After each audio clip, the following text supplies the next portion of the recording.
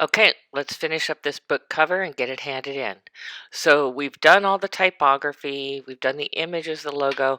Now it's time to save our document. So we're going to save it with this naming convention. And these naming conventions are important, especially when you're sharing files and when you're making updates and things like that. You want to make sure that your file is named, not just project 1 or assignment 2 or final. So this particular convention is your last name, .shorpy.indesign, and then we're going to create a file package in InDesign and compress it. So I'm going to show you how to do all of that and um, exporting the book as a JPEG. All right, so let's go back to our file. And the first thing we need to do is save it. Right now you can see it's untitled. Definitely don't want to hand in a file anywhere, anytime that says untitled. So we're going to do save as. And with this naming convention, it would be donvito.shorpy. And you don't have to put the IDD after it. InDesign will do that for you. So easy.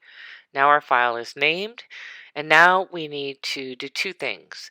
The first thing we need to do is package it. So here's what packaging means. That means that when you send this file to me, I have access to the type, the image, and the logo. So if you've changed the logo background color or you've downloaded your Shorpy, everything I need to open this file and look at it just like this is in the package. So here's how you do it. You simply go to File, Package. Now let's look at what they're going to put in there. They're going to put in the fonts. Now, this uses Vendetta, which is an Adobe font. So what that means is they will not actually put the typeface in this package, but when I open it, which of course I'm an Adobe user, if I can open an InDesign file, right? So when I open this InDesign file, it will activate those typefaces automatically, which is great. I don't have to go and find where you found them. It'll automatically do it. This Photoshop file, remember we retouched this Shorpy file? That's going to be included in this package, so it won't list that there's a missing link, because remember, all images in InDesign are links. And this is saying that it's going to send it as a CMYK file, which is a printable file. That's what we want. One copy, no external plugins. So we're good to go. So we're just going to say package. And then it's going to make a folder, and you can see down here at the bottom, you can actually tell it not to include certain things. So you can see we wanted to always copy the font. So if you were to find a typeface on 1001 fonts or anything like that, it would include it. So I don't have to go look for it. It's going to copy those link graphics. It's going to update the graphics. If that's not the newest version of that Shorpy image, it will update it. An IDML means it's a file that can be opened by another version of InDesign. Our PDF is also going to be included in there. So it's going to make a nice PDF for us, and it's going to put it on a high quality print preset. So this one we want to name donvito.shorpy.package, and I'm just going to abbreviate it. And this is going to be a folder.